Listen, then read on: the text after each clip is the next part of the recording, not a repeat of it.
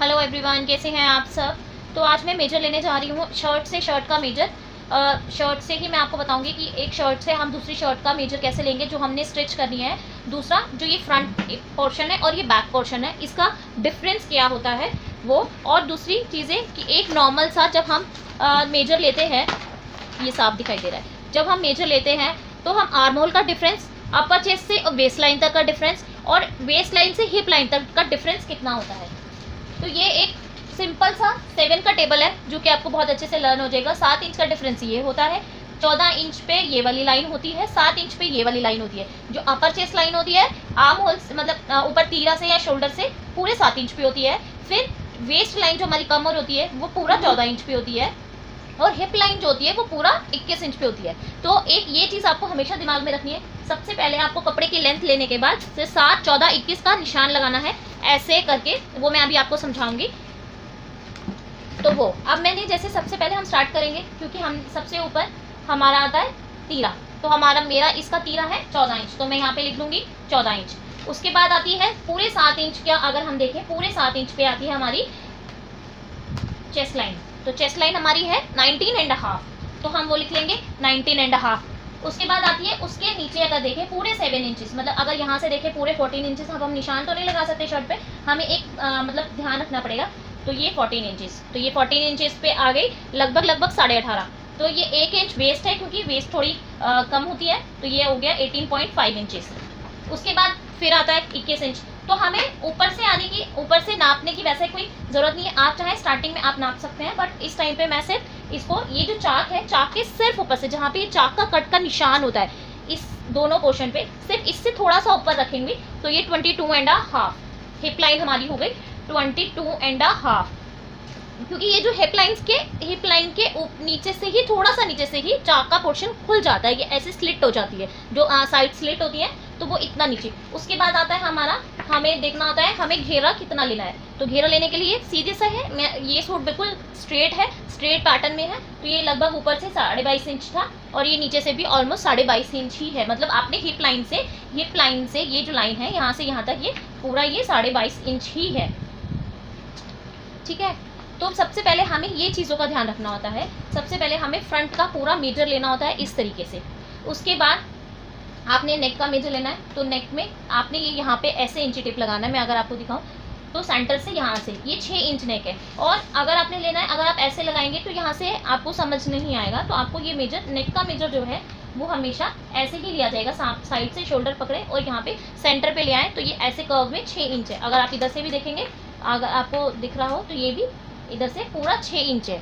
तो बस इस चीज़ का ध्यान रखना होता है। तो अब मैं आपको मोटा मोटा सा सिर्फ एक कटिंग दिखाऊंगी। फ्रंट और बैक का मेजर ऐसे ही लिया जाता है। आर्म होल मैंने आपको बताई दी कि आर्म होल का जो डिफरेंस होता है वो 7 इंच का होता है। अब क्योंकि ये तीरे होते हैं, ये जो पोर्शन होता है, ये यहाँ पे ऐसे अगर मैं आपको दिखाऊं तो हल्का सा झुकाव है, हल्का सा ये झुकाव है यहाँ पे। तो यहाँ पे क्या होता है, यहाँ पे हम आधा इंच डाउन जाते हैं। तो कभी भी अगर हम इसका मेजर लेंगे तो हम लेंगे कि आधा इंच टेप ऊपर रख के, तो ये पूरा 7 इंच आएगा, पूरा 7 इंचेस आएगा यहाँ से, और ये यहाँ तक पूरा 7 इंच आएगा।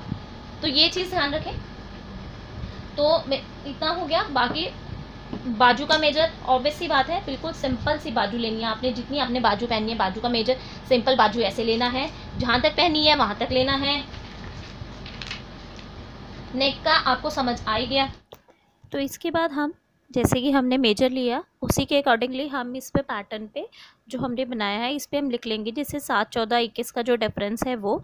और उसके बाद तीरा हमारा कितना है, 14 इंच का तीरा है, और 19.5 हमारी अपर चेस्ट लाइन है, 18.5 हमारी चेस्ट लाइन है, 22.5 हमारा हिप लाइन है, और 22.5 का ही हमारा घेरा है, क्योंकि बिल्कुल स्ट्रेट है घेरा इसका।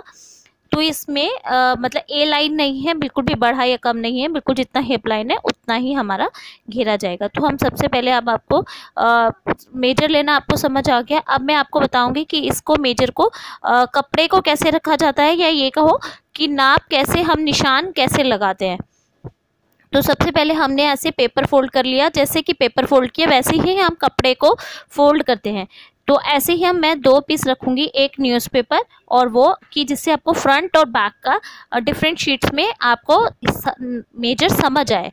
तो सबसे पहले हम लगाएंगे लेंथ का मार्क। जैसे कि लेंथ सबके, कोई शॉर्ट पहनता है कोई लॉन्ग पहनता है, तो ये मेरी लगभग 14 इंच की मतलब शर्ट थी।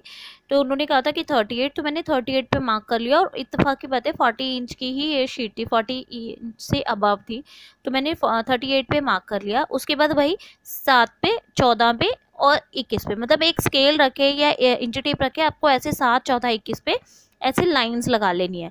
उसके बाद हमने क्या करना है, ऊपर हमें तीरा, सबसे पहले हम तीरे का मार्क लगाएंगे। तो तीरा जैसे हमारा 14 इंच था, तो 14 इंच का हम आधा कर लेंगे, तो वो 7 इंच पे निशान लग जाएगा।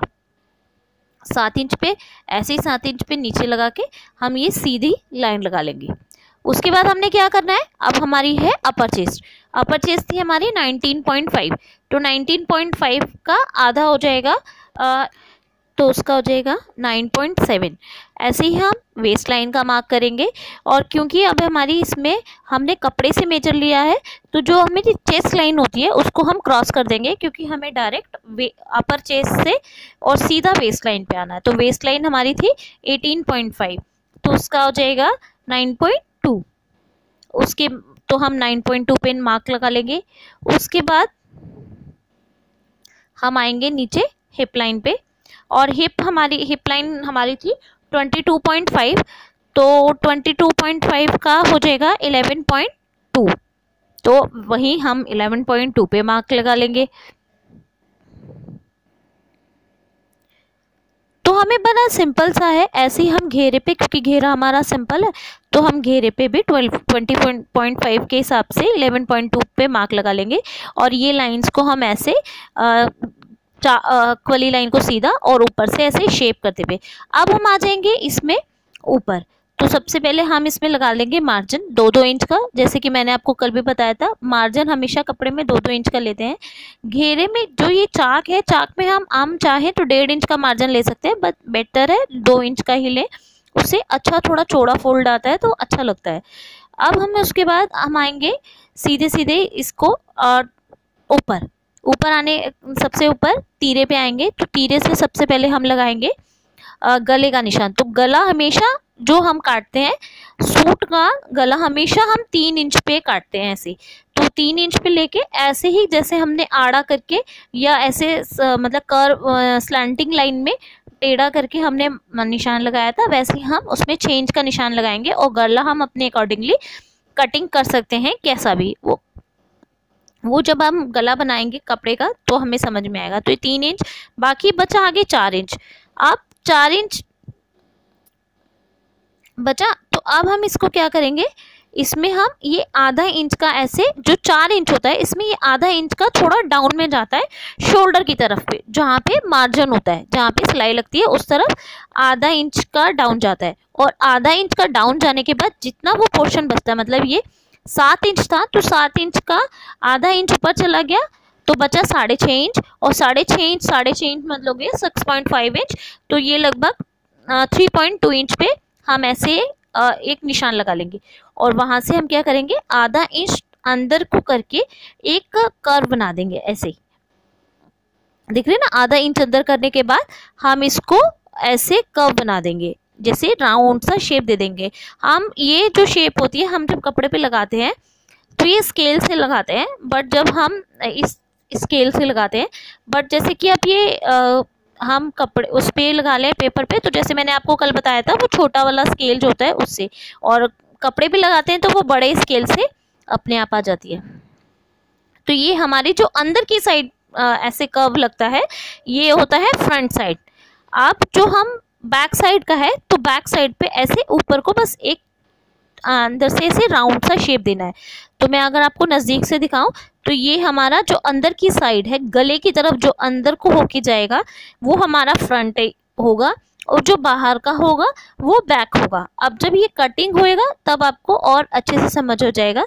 और इसका जो गैप होता है, हमेशा गला 3 इंच पे ही कटता है। लेंथ गले की आपकी सबकी अपने अकॉर्डिंगली होती है, और बाकी ये आधा इंच पे जब ये आर्म होल कटते हैं तो उसमें वो डिफरेंस जो होता है वो साफ नज़र आता है। तो अब हम इसको काटेंगे, क्योंकि ये नीचे फोल्डिंग के लिए मार्जिन है, तो मार्जिन हम छोड़ देंगे। और जहाँ जहाँ पे मार्जिन के बाद में जैसे निशान लगाया है हमने, उस पे हम अपना सीजर चलाते जाएंगे। तो अब हम आ गए आर्म होल के ऊपर कि आर्म होल हम कैसे काटेंगे, दोनों में से पहले कौन सी लाइन काटनी है। तो उसमें हमें हमेशा ध्यान रखना है जो ये बाहर वाली लाइन है, हाँ, इसको ही हमने सबसे पहले कट करना है। फिर हमारा बैक का पीस रेडी हो जाएगा, उसके बाद हम फ्रंट कट करेंगे। तो ये मैंने बैक का पीस कट कर दिया और ये शोल्डर पे से कट कर दिया। अब ये हो गई, ये फ्रंट पहले हमेशा बैक कट गया, ये बैक को हम साइड में रख देंगे और अब हम इसको काटेंगे फ्रंट। तो फ्रंट के लिए बस ये लाइन काटनी है हमें, जो ये निशान है। फ्रंट और बैक में अगर देखा जाए तो सिर्फ इतना सा डिफरेंस होता है, और अगर वो होता है डिफरेंस, एक छोटा सा डिफरेंस होता है, वो हमारी डिपेंड करता है हमारी मतलब चॉइस पे कि हम बैक पे कई बार डॉट कई लोग डलवाते हैं। वो जब आप पूरा सीखेंगे आगे तक तो आपको समझ आ जाएगा। तो ये हो गया, ये इस तरीके से फ्रंट और बैक में सिर्फ इतना सा डिफरेंस होता है।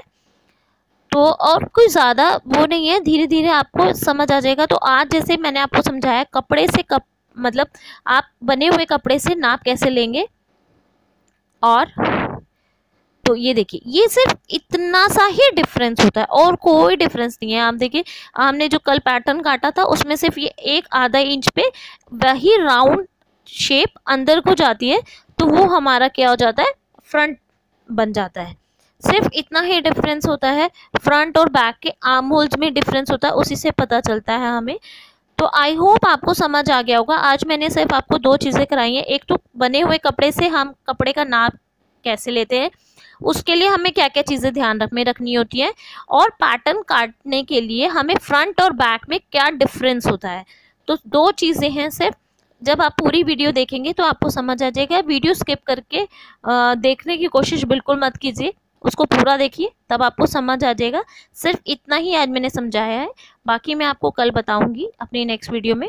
तो तब तक के लिए बाय बाय, ध्यान रखिए, इसको अच्छे से समझिए। आप मुझसे 100 बारी पूछेंगे, मैं आपको 100 बारी सब बताऊंगी, लेकिन उसके लिए आपको मुझे कमेंट करना पड़ेगा और मेरी नेक्स्ट वीडियोस के लिए मेरे चैनल को सब्सक्राइब करना पड़ेगा। चलिए मिलते हैं हम अपने, बाय बाय।